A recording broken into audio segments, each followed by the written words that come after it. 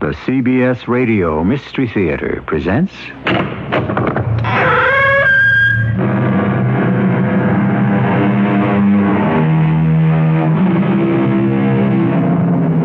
Come in. Welcome. I'm E.G. Marshall. In a good mystery story, there should be such a tangle of clues that in desperation, the only answer is the butler did it. But then, this story isn't a mystery at all. It's about how desperate and amoral a man can be if murder seems the only answer to his problems. So why should he blame the butler for the death he finally managed to bring about?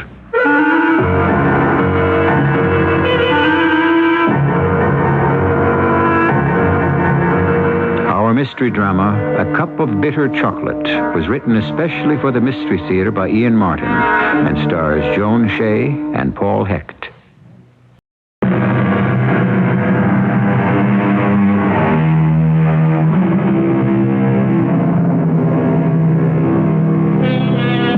We're all familiar with the furious phrases, "I could kill him with my bare hands," or "I could murder her for that," or "I wish you were dead."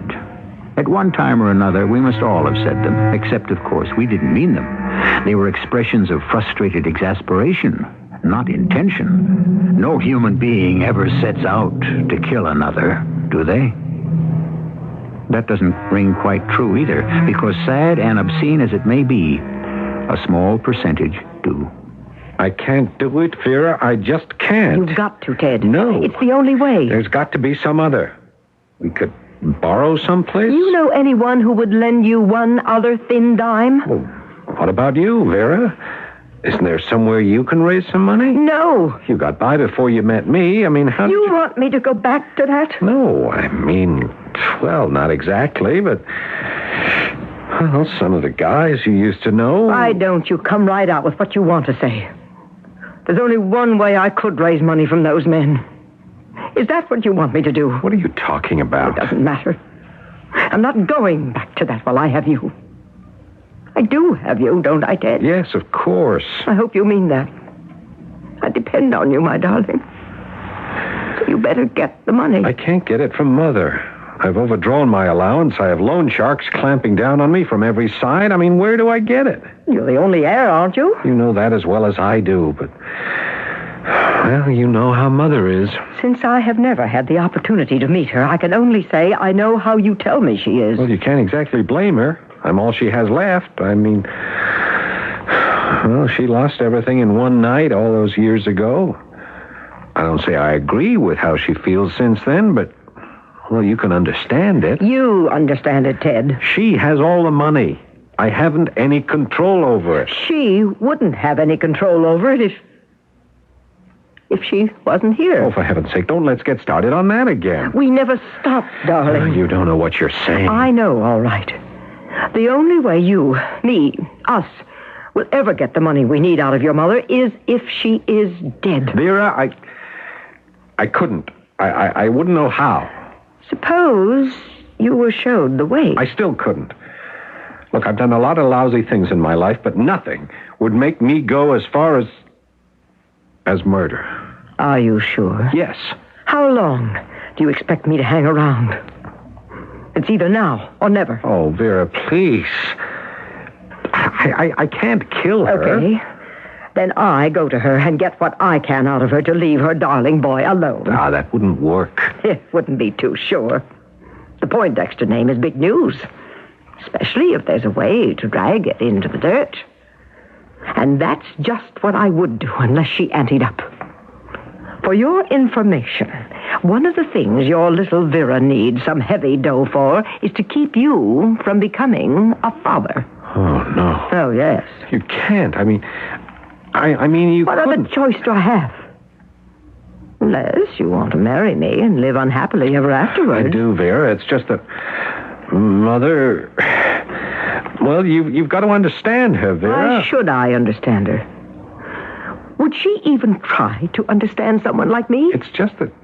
Well, since the whole rest of the family was wiped out in one night and she ended up in a wheelchair, she hasn't been able to adjust to the fact that life goes on. It's It's like she was locked into that awful night, and time has just stood still for her from then on. She ought to be locked up if she's that loony. No, she isn't. I mean, she's clear enough about everything else. It's an attitude more than anything. Anyway, it wouldn't do any real good. The way the will is, it ties up the money while she's still alive, and the only way it ever comes to me is if she's...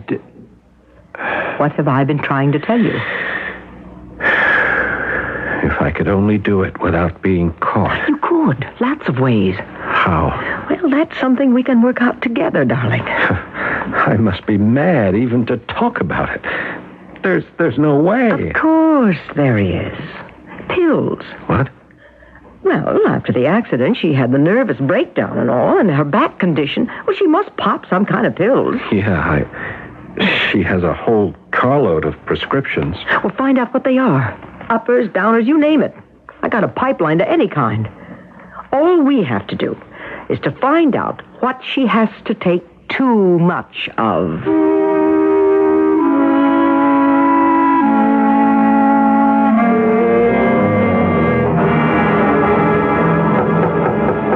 Come in. Oh, it's just you, Miles. Yes, Mrs. Poindexter. I brought you your hot chocolate. Isn't it a little early for that? It's 10 o'clock, madam. Oh, and Master Ted isn't home? Mr. Poindexter has not yet returned. Where is he? I believe at the Union Trust Club, madam. It's bridge night, and he fills in for the Commodore. Oh, yes, of course. I'm so forgetful. His father would have been proud of him. Still, it is rather late. Not for today, Mrs. Poindexter. What is today? Tuesday, madam.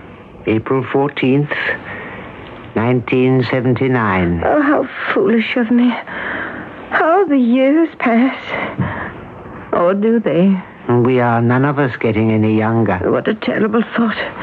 I mean, not for me, but for all the rest. Try to forget, Mrs. Poindexter. It wouldn't do any good, Miles. I cannot. For none of them could ever get older. It all stopped for them in that awful moment when the car went off the road. Janice, Bruce, Thomas, Francesca, and the Commodore himself. Never to get any older, never to be again.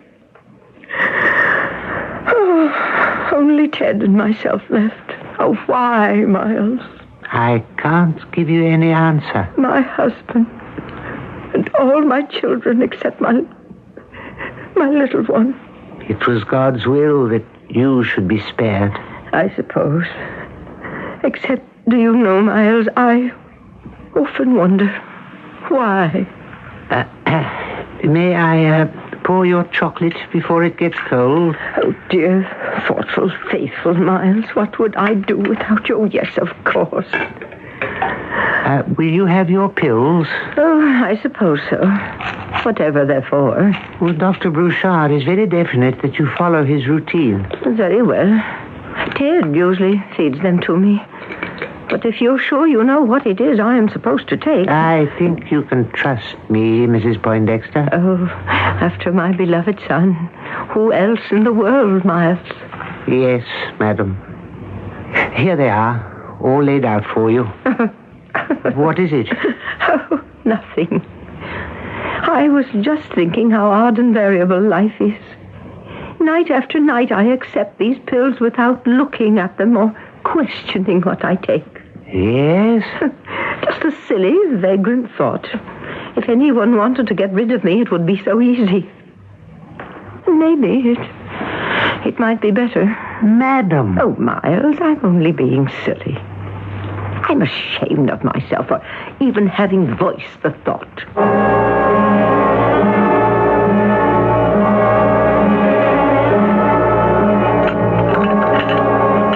What are you doing, Miles? Oh, Mr. Ted. Just making up your mother's hot chocolate as usual before bedtime. Well, as long as I'm home tonight, I'll take it up to her. You haven't been at home so much lately these days. Haven't I? But that's my business, isn't it? The madam always misses you, Master Ted. I don't have to have a butler criticize my relationship with my mother. No, sir. Yes, so you can leave me to take the chocolate up. I'll try to make it my business from now on.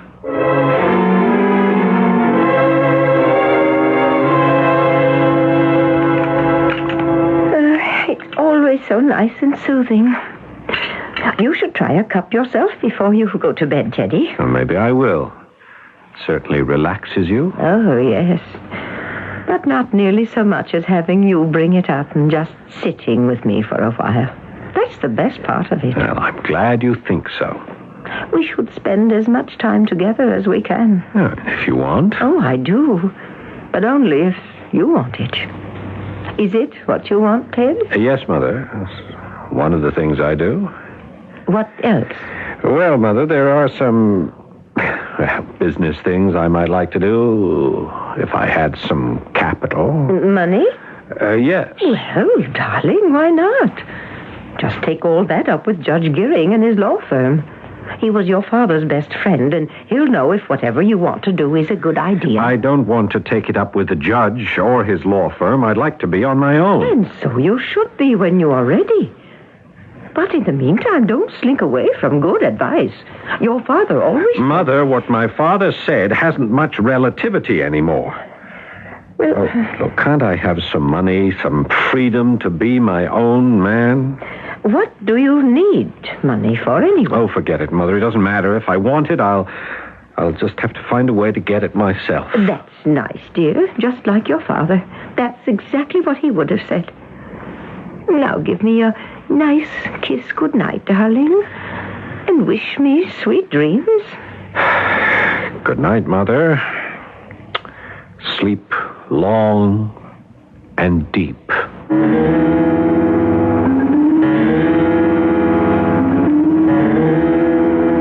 You're sure these will be enough, Vera? Yes.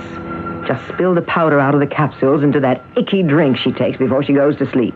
There won't be any suspicion. Why should there be? An old Back Bay Boston family like yours? Anyway, there's no way to trace these pills. I don't think I could take that drink up to her. Well, you'd better take that drink up, Ted. And make sure she gets it.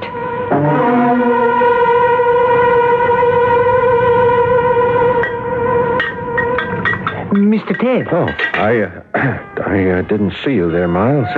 Did you want something from the pantry, sir? Oh, no. Oh, yes. I was just getting Mother's chocolate ready to take up. I can do that for you. No, Miles.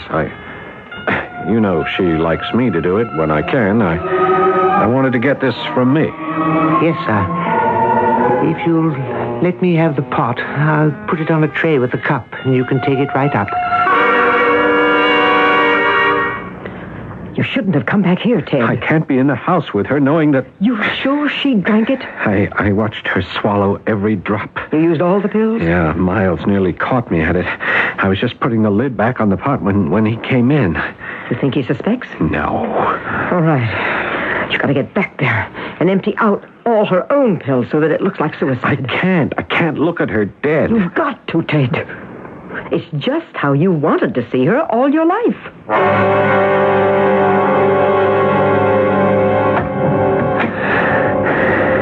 I did it. And you're gone. And I'm free. Free at last. Ted, darling. Oh, what time is it? Oh, what are you looking at me like that for?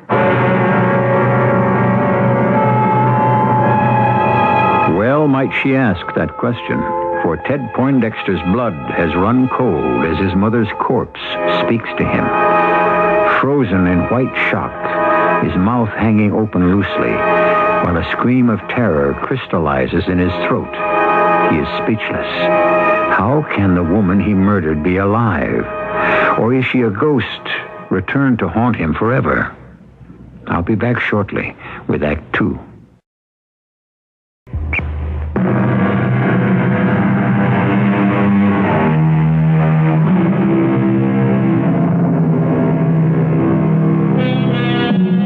The frail gray woman, old before her years, lies in the middle of the bed, gazing up at the son, who is her whole life. It would be beyond her comprehension to learn that he has just tried to take that life from her.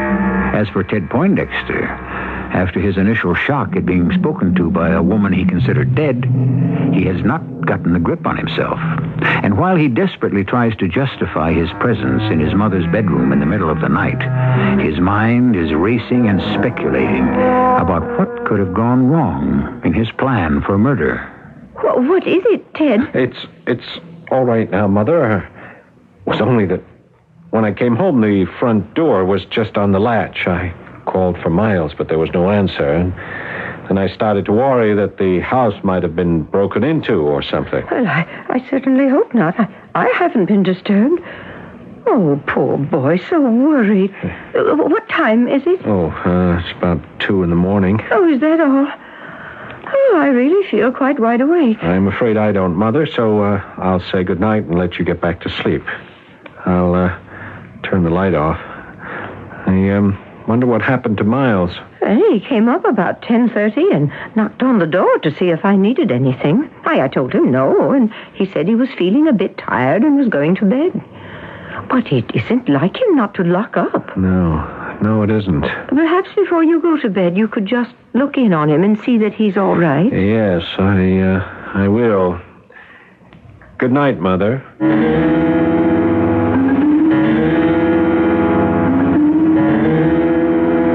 I don't know what went wrong, Vera. But I thought you said your mother drank every drop of what you brought her. She did. And it didn't affect her at all? No. That's impossible. Unless... Unless what? Is there any possibility that your butler could have switched drinks in the pantry? But why? You said you found him passed out in his bedroom. That he left the front door open. That's right. Well, had he been drinking? No, at least there was no odor of alcohol. You suppose he could have swallowed the chocolate meant for your mother if he made a switch? Maybe, but why would he drink it? It could have been an accident. I mean, how many pots are there in that set of china? Oh, half a dozen. You know, it's a breakfast thing with individual servers. But if he drank the... Oh, what if he dies? How do we account for him? How do you account for him, you mean? Ted, you better get a doctor there fast and keep him alive. Maybe, for all I know, I'd be better off with Miles dead. Only I'm not, Mr. Poindexter. I'm not dead yet, by a long shot. Ted? Ted, what is it? What's wrong? I can't talk anymore. I'll have to call you back. I thought you were in bed, Miles. I was. I lay down for a few minutes. I had no right to fall asleep. Why not? It's not a very good way to protect Mrs. Poindexter. Yes, forgetting to lock the front door wasn't a very good way either. I'm afraid she has less to fear from outside the house than inside. What the devil does that mean, Miles? I think you know, Ted. Ted? Where we stand now goes a long way beyond a master-servant relationship. Oh, and where do we stand? I've been with the Poindexter family for nearly 40 years, long before you were born. I consider them the only family I have. I think, or always thought of every one of them as mine. Except you. Yes, I've always been quite aware of your disapproval. My feelings for you are a lot stronger than that, my boy. I can live without your love, Miles. Get on with it, huh? The rotten apple in the barrel. The bad seed.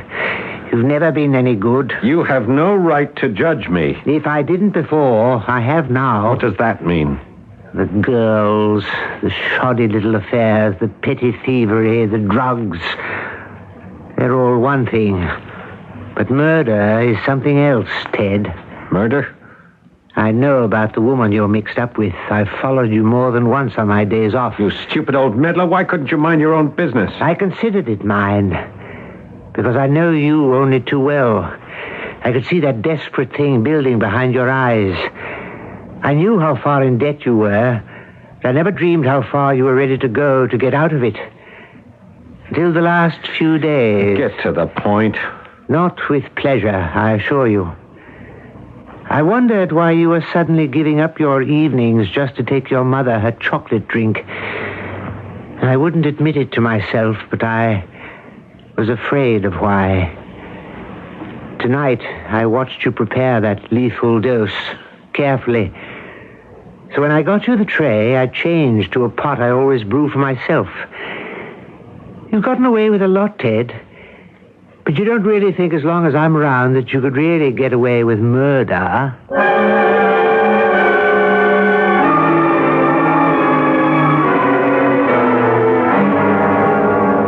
And Miles didn't drink the chocolate with the pills in it? No. Then why did he pass out? I don't know. He's an old man. He got tired, maybe. He may be an old man, but he's got you right under his thumb. Well, as long as he has that chocolate drink stashed away.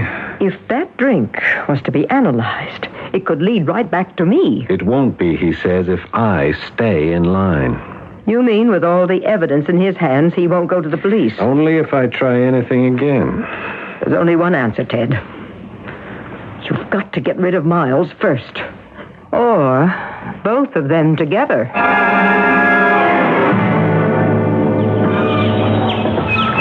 Oh, I'm sorry about that, Mrs. Poindexter. What, Miles? The squeak. I've got to oil that wheel on your chair. Oh, it doesn't matter. I don't even hear it among the bird cries. Oh, what a perfect day to be alive. I do love the spring so, when everything is being reborn. Yes, it's my favorite time of year, too. Hold the chair, Miles. Yes, ma'am. I'd like to get out and walk a bit. Are you sure? Oh, yes. I've been doing a lot of walking lately. And my back seems to hold up very well. I think it's a phase, some kind of cycle. They say your metabolism changes every 7 years. Look. See? Oh, it's wonderful. Oh, that's how it feels. Maybe it's just spring, but, well, everything is lovely. Even my poor Ted. Ted? I've always been conscious, believe it or not, how I hemmed him in. I suppose he must have resented it.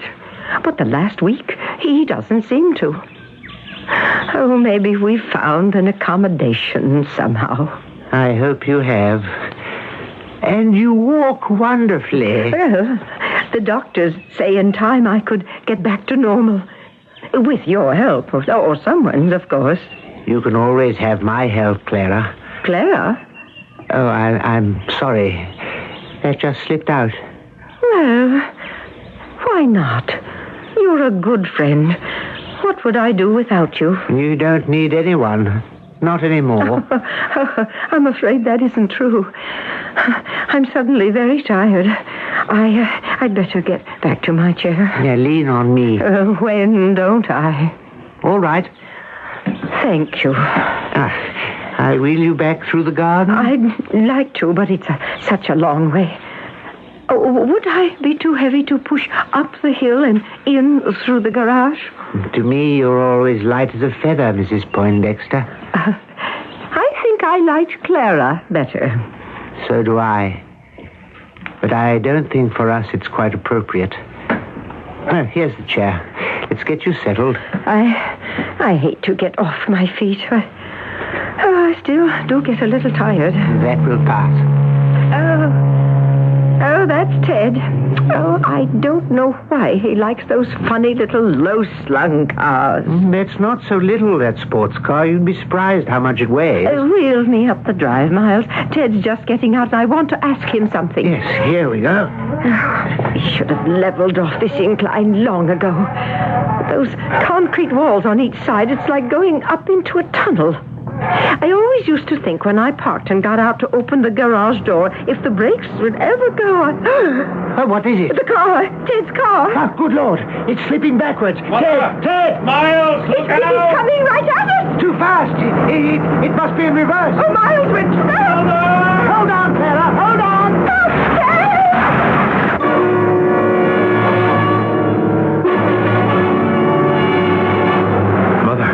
Mother, are you all right? I think I'm all right. Miles? Just a sec. I gotta cut this motor. Can't get to the ignition or... come on, Mother. I'll get you out of here. What about Miles? Never mind, I'll go back for him. You first. Here, let me get you. Hurry, Ted. You've got to save Miles. Yeah, one at a time. There, okay? I'm all right, Ted. Now get back before it's too late.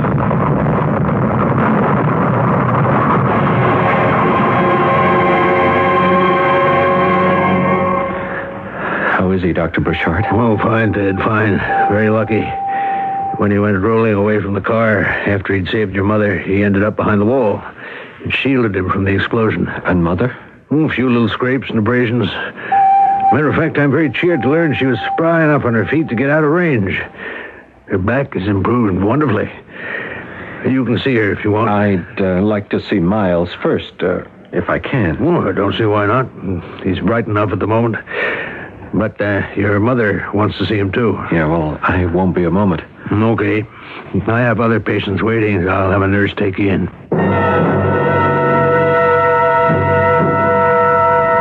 I want you to know, Miles, it was an accident. I don't think I could ever believe that. What do you intend to do? I don't know. I want to talk it over with your mother. Are you going to tell her everything? I might. I'll deny it. I expected that. She might not even believe it of you, even with the proof. The drink with the drugs in it? That really doesn't prove anything. No, not in a court of law, perhaps. Or to my mother. We shall see. That's something we'll know by tomorrow. And in this world, nothing is certain but death and taxes, said Mr. Benjamin Franklin. For once the great sage was wrong. In this tale, it seems that death, even if prevalent, is very uncertain. I wonder if it'll ever come about, and to whom. To find out, join me shortly for Act 3.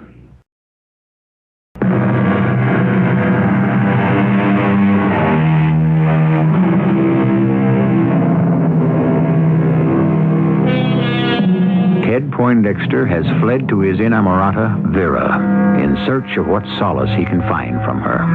Clara Poindexter has come to visit Miles in his hospital room, proud that with some help from a nurse, she's been able to walk there. Fortunately, she is seated beside his bed now, for what Miles has to tell her is enough to make anyone reach for support. I don't believe it, Miles. I just won't listen to it. You have to, Clara. No. How could you do this to me? Ruin what little life is left to me. All I want to do is save your life. By telling me that my son wants to take it from me. If that's true, what's it worth saving for? Clara, listen to me. You've still got a lot of years. Now that your back is responding to treatment, now that you can walk again, you can shake off the past and look forward to a future. There's been enough disaster in your life. You've got every right to a future that can bring you some joy and some laughter and happiness. I tell you, frankly, that up until recently, I had some hope that I could share it with you. What? Well, it's not so impossible. If you forget that I'm a butler, you can remember that I'm a man, and that I've loved you for more years than I care to remember. Miles, I don't know what to say to that. As it happens, you won't have to say anything. Now, just a moment. I don't know what kind of snob you'll think I am. No. I don't think you're a snob, but coming from our background, it might have been difficult. If I thought I was enough woman for you, there would have been no problem. The problem is that I am not enough man for you. I'd decide that.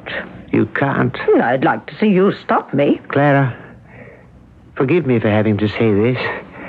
I have to stop you because I'm dying. But you... I'm not so young that I can complain. The other night, when I fell asleep and forgot to lock the door, that's part of it. Why I'm here in the hospital is too. Both nights I blacked out because I... Miles. Oh, Miles, what is it? Dr. Broussard knows about it. I have what's called a neoplasm. The short and more brutal word is a tumor on the brain. Quite inoperable. But something can be done in this day and age. No, nothing for this one. It's growing. I haven't long to live. Oh, my poor Miles. What can I do for you? It's not what you can do for me, Clara. It's what I can't do for you anymore. When I'm gone, I can't protect you. Well, I'm getting well again. I don't need protection. I wish that was true. I don't want you to worry about me. But I do.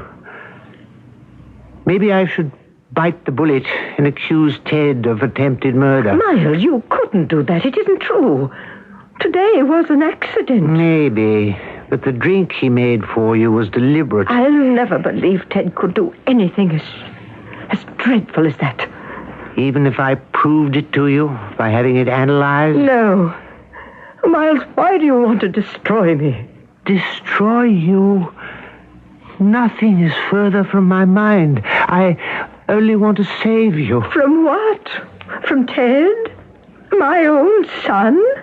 No, Clara. Even more than that. From yourself.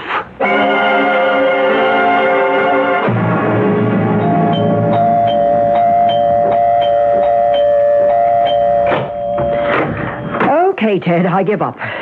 Come on in. Vera, I've got to talk to you. About what? There was an accident today. So I heard on the radio.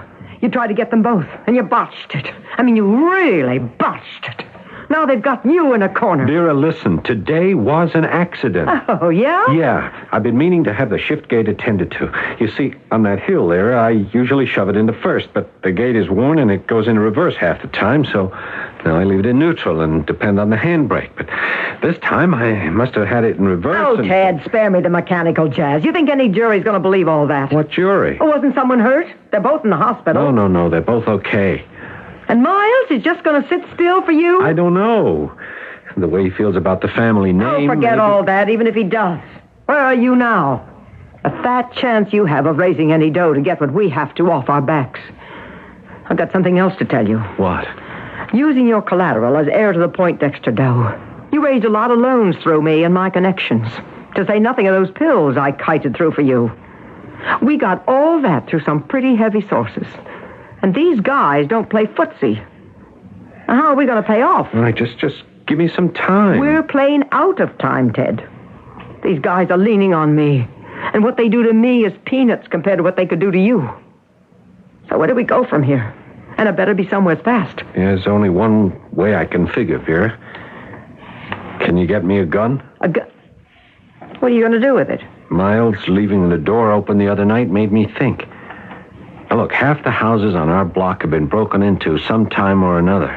So there's going to be a prowler breaks in real soon at my house, and there'll be some shooting and 2 deaths. You can't get away with it, Ted. I mean, only one gun. I have a registered gun in the house with a police license. They'll find the bullets from that where I missed the prowler. The gun you give me will do the damage, and I'll dump that in the bay. When? How soon can I get the gun? Well, make a call right now. They come home from the hospital tonight. We haven't much time. It'll have to be tomorrow night. My, how you've changed. You scare me. Yeah, maybe I'm just growing up and facing facts. Miles can blow the whistle on me any time he wants. I want to blow mine first.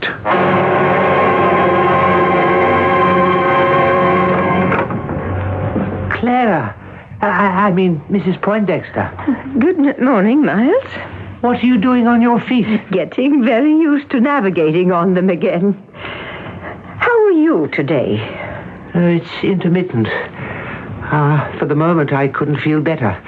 Give me that bag or whatever it is you have. It's my personal laundry. I thought I'd give myself a little challenge today. More than what you're doing? Watch it now. Don't rush the steps. Between you and the balustrade, I should have no trouble.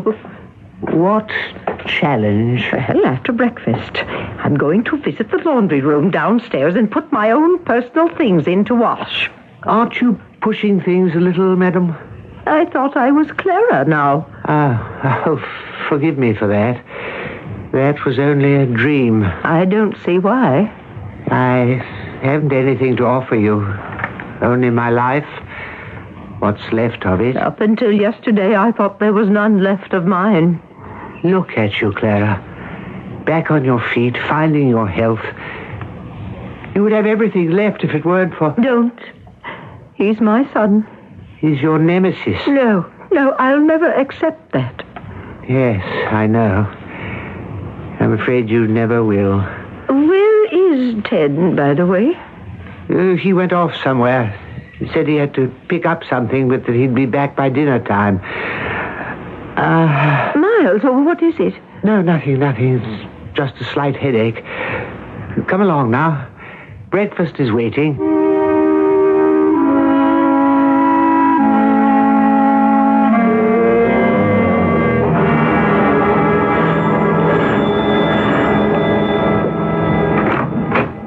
Yes? Pecan repair. You got a clothes dryer under, Fritz? Oh, yes. Come in, please. Excuse me. Right. Yes, madam? I heard the doorbell. Is that Ted, Miles? No, madam. The man to fix the dryer. Oh, fine. As soon as he's through, I'd like to dry that stuff of mine in the machine. Very well, madam. This way, please. Right. Now, what's the trouble? It hasn't been turning itself off. And the laundress complains that she's getting some slight electric shocks from it. No, this is the laundry. And there's the dryer. What kind of shocks? Probably all in her mind. There can't be anything too dangerous about a machine like that. Are you kidding? 220 volts you're messing with here. Just a couple of things have to go wrong, and you don't follow instructions. Bye-bye, birdie. What you mean, bye-bye, birdie? A guy could get killed. How? Well, like this, you see. Now, this here is the ground wire. It ain't connected properly. That's why the maid maybe got a shock or two. Oh. Which might have killed her? No sweat as long as you're careful. And like I said, follow instructions. But how could it be dangerous? Well, you see, like this, supposing you got a wet floor, you see, no ground wire. See, you're taking a real chance. If you want to figure curtains, supposing you got a metal plate right here in front of the dryer, and you took this ground wire and hooked it up to that. Boom. You got the perfect murder. What kind of metal plate? Well, most anything. Like the front here I just took off to get inside. Hey, you see, there was just a loose wire. Right. Well, you're all set now. I'll just put the front back on. No, that's all right. Leave it off. I'll put it back. I want the maid to vacuum the inside.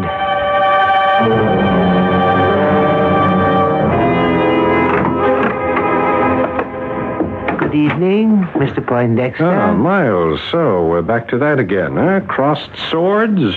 I don't trust you. I told you yesterday was an accident. I don't believe you. I don't know any way to convince you. Neither do I. Yes, we can't go on living this way. That is obvious. You're not afraid I'd hurt Mother in any way as long as you can dangle your so-called evidence over my head? Maybe not. But I'm afraid for her as long as you're around. I don't know how you can get rid of me. Is that Ted? Yes, Mother, I'm home. I'll be down in a minute, dear. Oh, Miles, is that stuff in the dryer ready yet? No, ma'am. Oh, dear. Well, can we turn it on? I think so, ma'am. I wonder if you'd mind, Mr. Poindexter? What, turning on the dryer? If you don't feel it's beneath your dignity... What's the matter? Oh, just a headache. I think you'd better turn on that dryer. Okay, Miles, since we seem to be short of footmen, why not? Where is it? In the laundry room at the bottom of the stairs. The light is on. Don't think this is some sort of victory, Miles. I'll have my innings, too. What do I do?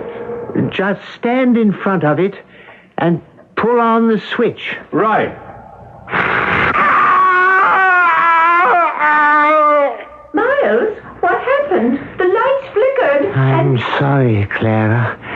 It's the only way I knew you could be safe.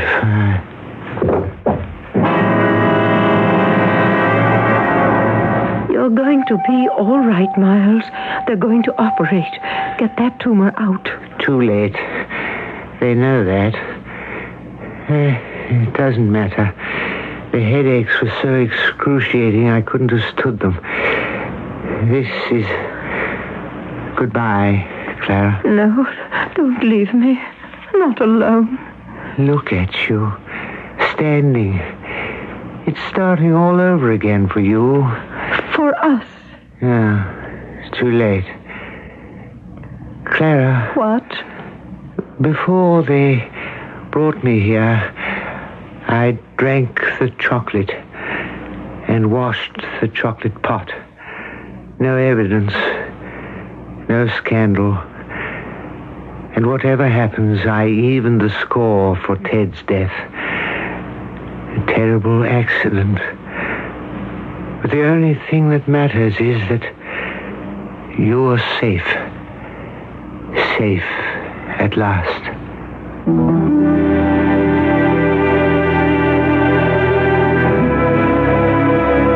Miles died from cardiac arrest before they could excise the tumor. It made little difference, for the drink had killed him anyway.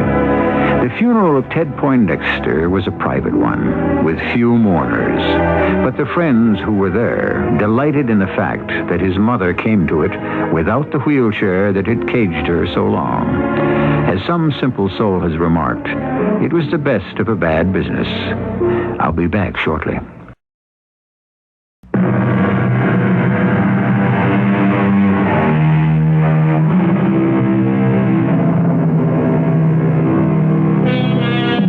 As we said in the beginning, this was the story of The Butler Did It. And of course, in the fashion of mystery stories, we hope to confuse you and that you would never believe it. Only this time, the butler actually did do it. Were you surprised? Our cast included Paul Hecht, Robert Dryden, and Joan Shea. The entire production is under the direction of Hyman Brown. This is E.G. Marshall inviting you to return to our Mystery Theater for another adventure in the macabre. Until next time, pleasant dreams.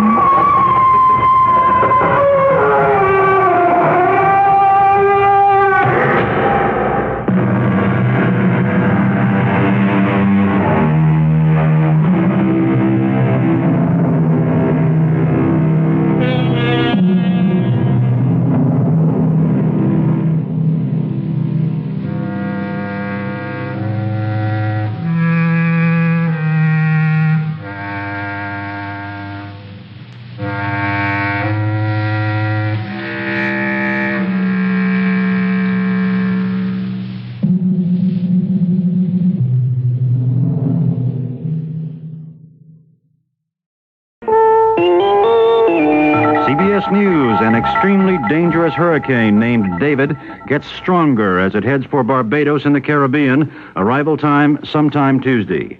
I'm David Jackson reporting on the CBS Radio Network. Forecasters say the storm is the worst to threaten the Caribbean island since Hurricane Donna in 1960. That description was issued late this afternoon, and a few minutes ago, forecaster Paul Hebert in Miami says since then the storm's picked up steam. Hurricane David has continued to strengthen during the evening, and 10:30 p.m. Eastern Daylight Time was located about 400 miles east of Barbados, moving toward the west at 15 miles per hour. The highest winds are now 125 miles per hour, and it's expected to continue in that direction and pass close to Barbados. It's been a long time since they've had a dangerous, extremely dangerous hurricane, and the people should take this seriously because they've had a lot of false alarms in recent years. A much weaker storm, a tropical depression, made landfall Monday evening in Mexico, about 100 miles south of the Mexican-American frontier. It is easing now, so are concerns that it will bring ashore large amounts of the Mexican oil spill. We'll have more news after this message. A hostage situation has just ended in Quebec City, Canada. Police rushing a would-be bank robber as he tried to leave a bank branch. where he'd been holding 12 hostages for 9 hours. Not a shot was fired. No one was hurt. The gunman is in custody. He'd been trapped in the bank when police were alerted to his robbery attempt by a silent alarm. Aeroflot Airlines Flight 316 is on the way to Moscow now. U.S. officials allowed it to leave New York's Kennedy Airport Monday evening. Ballerina Ludmila Vlasova aboard. A 3-day standoff ended when a meeting with the woman convinced American diplomats she wanted to leave the U.S. of her own free will. Her husband, Bolshoi star Alexander Goodenough, defected to the United States last week. 8 U.S. tuna boats under Canadian Coast Guard escort are due in Victoria, British Columbia in about an hour. They were seized yesterday for working Canadian waters. Unlicensed cross-border fishing has been forbidden by both countries since a Canadian-American fishing agreement expired over a year ago. At home in Seattle, the fishermen's families are waiting. The story from John Shelmanack of affiliate KIRO. The wives of Seattle fishermen who had their boats seized by the Canadian government aren't saying much as they wait to see what will happen to their husbands. At least 2 wives talked by radio telephone with their husbands as Canadians brought the boats to Victoria. The women won't say much to reporters because they don't want to jeopardize their husband's situation. The Fishing Vessel Owners Association in Seattle has called for an embargo of Canadian fish exports until the boats are released. And the United States Consulate has representatives in Victoria, and they have called for the prompt release of the tuna boats. The boats were seized Sunday for violating Canadian fishing regulations. The Canadians have not yet leveled charges against the 8 boats. They will probably wait until the light of day before inspecting the boats in Victoria and deciding what course to take. John Shelmanack for CBS News, Seattle. The auto workers have called off local strikes scheduled to begin Thursday at 7 General Motors plants, says talks with the company have gone well. 1,700 railroad clerks say they will strike the Rock Island line Tuesday morning at 6 Central Time in a contract dispute. It would shut the line down, affecting some 27,000 Chicago commuters. The company's asking the federal government to order a 60-day cooling-off period, saying a walkout would hurt U.S. grain exports. The Rock Island hauls more than $3 billion worth of grain each year. David Jackson, CBS News.